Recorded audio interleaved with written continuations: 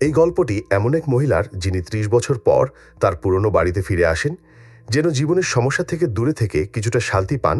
কিন্তু এখানে এসে তার সাথে অদ্ভুত ঘটনা শুরু হয়। প্রতি রাতে তার মেয়েকে কোনো অদৃশ্য শক্তি বিছানা সহ আকাশে ভাসিয়ে রাখে। হঠাৎ তারা দুজনে উধাও হয়ে যায়। এর তদন্ত করতে আসা পুলিশ অফিসারও এক গভীর রহস্যের মধ্যে পড়ে যান। ভয়, রহস্য এবং উত্তেজনায় ভরা এই ওয়েব সিরিজ আপনাকে অবাক করবে। হ্যালো বন্ধুরা, ওয়েলকাম টু মাই চ্যানেল গল্পতরী 360। আজ আমি যে ওয়েব সিরিজটি ব্যাখ্যা করব তার নাম হলো ডোন্ট কাম হোম। এই ওয়েব সিরিজটি দীর্ঘ হওয়ায় আমরা এটিকে পার্ট 1 থেকে পার্ট 4 পর্যন্ত প্রকাশ করব। পরবর্তী পার্টগুলো দেখতে অবশ্যই আমাদের চ্যানেলটি সাবস্ক্রাইব করুন এবং বেল আইকনটি চালু করুন, যাতে নতুন পার্ট আপলোড হলে আপনি নোটিফিকেশন পেয়ে যান। চলুন আর দেরি না করে মূল গল্পে যাই। শুরুতেই দেখানো হয় জিওন নামের এক মহিলা তার 5 বছর বয়সী মেয়ে মিনকে নিয়ে কোথাও যাচ্ছে। মিন জিজ্ঞেস করে, মা, আমরা কোথায় যাচ্ছি? জিওন বলে, তোমার নানুর বাড়িতে, যেখানে আমি শৈশবের দিনগুলো কাটিয়েছিলাম। তো আমরা দেখতে পাই জিওনের চোখে মুখে আঘাতের দাগ রয়েছে এবং কেউ একজন কল করেই যাচ্ছিল, কিন্তু সে রিসিভ করে না। এরপর গাড়িতে তেল নেওয়ার জন্য পাম্পের কাছে আসে, তার মেয়েকে বলে, তুমি লুকিয়ে পড়ো, 1 থেকে 100 পর্যন্ত গুনবে। সে চাদর মুড়ি দিয়ে লুকিয়ে পড়ে। যেহেতু সে লুকিয়েছিল, তাই পাম্পের ছেলেটা ভাবে এই মহিলাটি এত গভীর রাতে একা কোথায় যাচ্ছে। এরপর কিছু কেনাকাটার জন্য পাশের সুপার শপে আসে, দেখে লুকোচুরি খেলতে গিয়ে তার মেয়ে ঘুমিয়ে পড়েছে। শপে ঢুকতেই সিসিটিভি ক্যামেরা দেখে, খুব ভয় পেয়ে যায়, নিজেকে লুকিয়ে জলদি বেরিয়ে আসে। চাদর সরিয়ে দেখে মিন গাড়িতে নেই। তখনই সামনের সিটের নিচ থেকে সে বেরিয়ে আসে, তার মাকে ভয় দেখানোর জন্য এখানে লুকিয়েছিল। এরপর তারা আবারও রওনা হয়, কিন্তু তখনও তার মোবাইল ফোন বেজেই যাচ্ছিল। সে কিছু একটা ভেবে ফোনটা ছুঁড়ে ফেলে দেয়। সেই গভীর রাতে ওই নির্জন রাস্তায় গাড়ি চালাতে গিয়ে ঘুমে তার চোখ বন্ধ হয়ে যায়, আর তখনই একটা ট্র্যাকের সাথে তার অ্যাক্সিডেন্ট হয়ে যাচ্ছিল। সে কোনো মতে নিজেকে বাঁচিয়ে নেয়। তারপর ওই রাস্তার পাশে গাড়ি পার্ক করে ঘুমিয়ে পড়ে। সকালে ঘুম ভাঙে পুলিশের ডাকে। পুলিশ বলে, এই রাস্তাটা অভিশপ্ত, এখানে প্রায় সময় দুর্ঘটনা ঘটে, তাই দাঁড়িয়ে না থেকে গন্তব্যে চলে যান। এরপর গহীন জঙ্গলের সরু রাস্তা ধরে সে এগোতে থাকে তার মায়ের বাড়ির উদ্দেশ্যে। জিওনের পরাদা এই বাড়িটা নির্মাণ করেছিল 1932 সালে। বাড়িটার নাম রেখেছিল জারুকানান্দ হাউস। আর জিওন 30 বছর আগে মায়ের সাথে এই বাড়ি ছেড়ে শহরে চলে গিয়েছিল। তখন তার বয়স ছিল মাত্র 5 বছর। বাড়িটা এক নির্জন গ্রামের মধ্যে হওয়াতে আশেপাশে তেমন বাড়িঘর ছিল না। সে তার মেয়েকে নিয়ে বাড়ির ভেতরে চলে আসে। ছোটবেলায় যে রুমে থাকতো, মিনকে সে রুমটা দেখায়। মায়ের রুমটা মিনের খুব পছন্দ হয়। তখন জিওন দেয়ালের সাথে মিনের উচ্চতা মাপে, যেখানে সে ছোটবেলায় মেপে দাগ দিয়ে রেখেছিল, আর বলে, দেখো, তুমি ঠিক ততটাই লম্বা যতটা আমি ওই সময় ছিলাম। এরপর তারা প্যাকিং করা জামা কাপড়গুলো বের করে, আর তখনই দরজায় কলিং বেল বাজে। দরজা খুলতেই এক চোখওয়ালা এক বয়স্ক লোককে দেখতে পায়, যার নাম নথি। সে হচ্ছে তাদের পারিবারিক কেয়ারটেকার। বহু বছর ধরে এই এবং জিওনদের বাগান দেখাশোনা করছে। বাগানের পাশেই তার একটা ছোট ঘর রয়েছে, যেখানে সে একাই থাকে। জিওন তাকে বলেছিল তার জন্য একটা মোবাইল, নতুন সিম কার্ড এবং প্রয়োজনীয় কিছু জিনিসপত্র আনতে, আর নথি ওইগুলো দেওয়ার জন্যই এসেছে। তখন জিওনের ছোটবেলার রুমের থেকে বাচ্চাদের শব্দ শুনতে পায়, যা শুনে সে গভীর চিন্তায় পড়ে যায়। ওইদিকে মিন তার মায়ের ছোটবেলার আলমারির মধ্যে নিজের জামা কাপড়গুলো গুছিয়ে রাখে। সেখানে মায়ের ছোটবেলার একটা গল্পের বই খুঁজে পায়।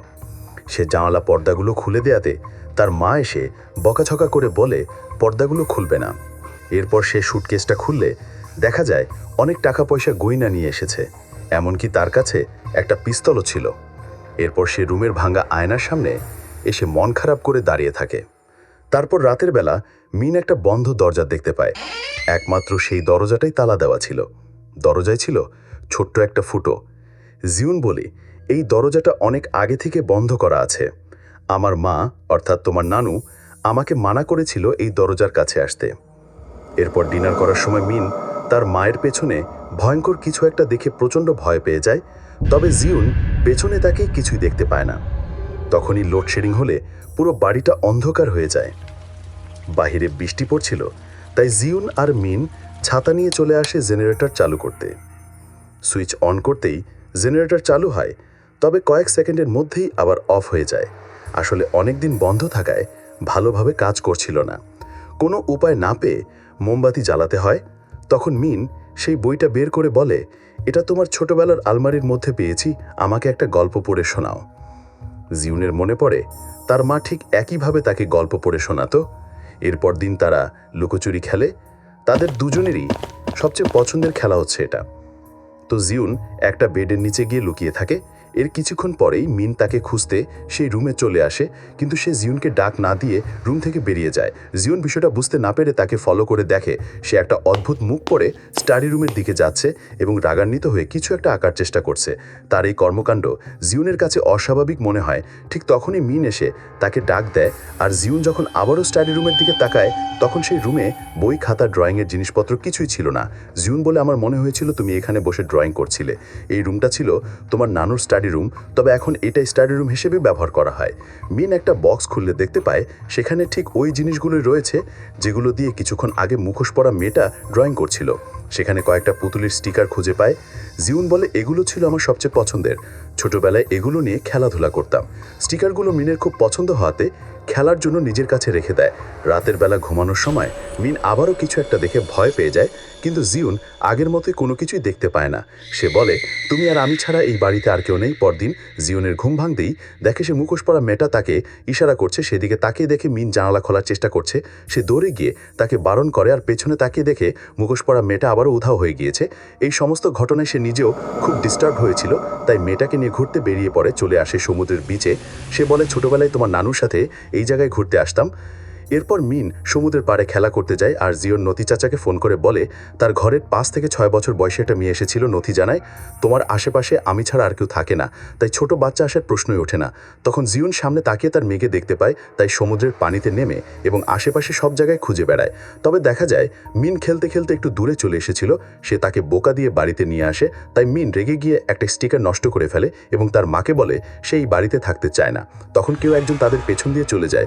এবার জিউন তাকে সামনাসামনি দেখতে পায়, জিজ্ঞেস করে, কে তুমি, কোথা থেকে এসেছো? তখন মিন ঘর থেকে বেরিয়ে যায়। সেদিকে তাকাতেই মাস্ক পরা মেয়েটা চলে যায়। মিন এখানে এসেছিল খরগোশকে তাড়া করে, তবে জঙ্গলের বড় গাছটার পেছনে অস্পষ্টভাবে কেউ একজনকে দেখতে পায়। তার মাকে বলে গাছের পেছনে কেউ একজন লুকিয়ে আছে। জিউন বলে, ওইখানে কেউ নেই, আর কখনো ঘর থেকে একা বেরোবে না, কারোর সাথে কথাও বলবে না। ঘরে ফিরে স্টাডি রুমে সেই বক্সটা আবারও খুলে দেখে সেই বক্সের মধ্যে ছিল সেই মুখ। তারপর ডিনার করার সময় জিউন তার মেয়েকে বলে, আমরা এখন থেকে এই বাড়িতেই থাকবো, এখানে এক স্কুলে ভর্তি করিয়ে দিব তোমাকে। কিন্তু মিনের এখানে থাকতে ভালো লাগছিল না। ঠিক তখনই সে আবারও তার মায়ের পেছনে কিছু একটা দেখতে পায়। ঘুমানোর সময় মিন বলে, একটা ভয়ঙ্কর কালো ছায়া দেখেছিলাম। জিউন বলে, সেটা কি মুখোশ পরা তোমার বয়সী মেয়ে ছিল? মিন বলে, না, সেটা দেখতে ছিল ঠিক এই রকম। এই বলে সেই স্টিকারটা দেখায় যেটার মুখ সে এঁকে খারাপ করে দিয়েছিল। এরপর তাকে ঘুম পাড়িয়ে ডাইনিং টেবিলে বসে পুরনো কিছু স্মৃতি ভাবছিল। আসলে তার হাজবেন্ড চাই তাকে অনেক মারধর করতো, তাই একদিন সে সহ্য না করতে পেরে তার দিকে গান পয়েন্ট করে আর ভুলবশত ট্রিগারে চাপ দিয়ে দেয়। এসব মনে করে সে কান্না করছিল। তখন উপরতলা থেকে মিনের চিৎকারের আওয়াজ শুনে ছুটে চলে আসে।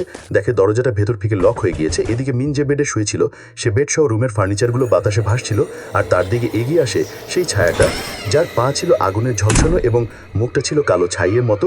সে ভয়ে বেড থেকে নেমে আলমারিতে গিয়ে লুকায়, আর তখনই অলৌকিকভাবে সে আলমারির ভেতরে ঢুকে যায়। জিউন দরজা ভেঙে রুমে ঢুকে কিন্তু মিনকে খুঁজে পায় না। জানলা দিয়ে বাহিরে তাকায়, বাড়ির নিচতলাতেও খুঁজে দেখে, এমনকি বাহিরের জঙ্গলের সে গাছটার কাছেও খুঁজতে আসে এবং সেখানে পড়ে গিয়ে প্রচণ্ড আঘাত পায়, কিন্তু কোথাও মেয়ের সন্ধান মেলে না। এর পরের দিন ভোরবেলা ফার্নামের এক প্রেগনেন্ট ইন্সপেক্টরকে দেখানো হয়।